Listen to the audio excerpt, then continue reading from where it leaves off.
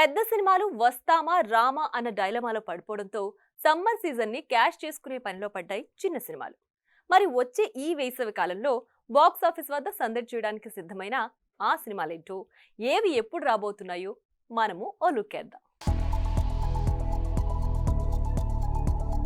Summer season cinema విడుదలకి ఈ సీజన్ని ఎంతో ప్రత్యేకంగా భావిస్తారు మేకర్స్. పిల్లలకి దాదాపు 2 నెలల పాటు హాలిడేస్ దొరకడంతో వచ్చే సినిమాలేవి, వాటిలో మనం చూడాల్సినవే అంటూ ప్లాన్ చేసుకుంటారు మూవీ లవర్స్.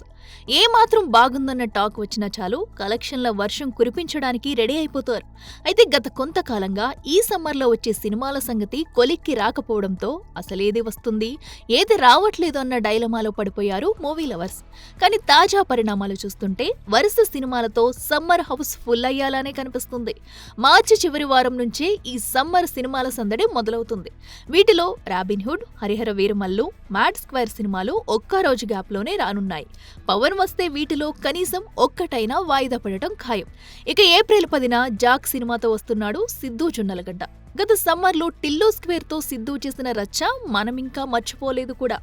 ఇక ఏప్రిల్ 18న అనుష్క, క్రిష్ కాంబినేషన్లో వస్తున్న ఘాటీ విడుదల కానున్నట్టు తెలుస్తుంది.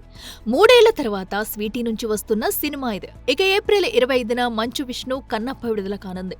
దీనిపై ముందు ఏ అంచనాలు లేకపోయినా ప్రభాస్, మోహన్ లాల్, అక్షయ్ కుమార్ ఉన్నారు కాబట్టి బాక్సాఫీస్ దగ్గర ఈ సినిమాని తక్కువ అంచనా వేయడానికి లేదు. ఒకవేళ పవన్ కళ్యాణ్ రాకపోతే మాత్రం ఈ సమ్మర్లో రానున్న ఫస్ట్ పెద్ద సినిమా నాని హీరోగా శైలేష్ కొలను తెరకెక్కిస్తున్న హిట్ 3నే చెప్పుకోవాలి. ఈ సినిమా మే 1న విడుదల కానుంది. ఈ మధ్య విడుదలైన టీజర్ చూశాక సినిమా రేంజ్ ఏంటో అర్థమైపోతుంది. మొత్తానికి పెద్ద హీరోలు కాస్త సైడ్ ఇచ్చేలా కనిపిస్తుండటంతో మీడియం రేంజ్ సినిమాలు ఇలా దూసుకొస్తున్నాయన్నమాట. చూడాలి మరి ఈ సమ్మర్లో ఆడియన్స్ ని ఎంటర్టైన్ చేసే cinema ఏదవుతుందో. For more videos like this, subscribe Big TV channel.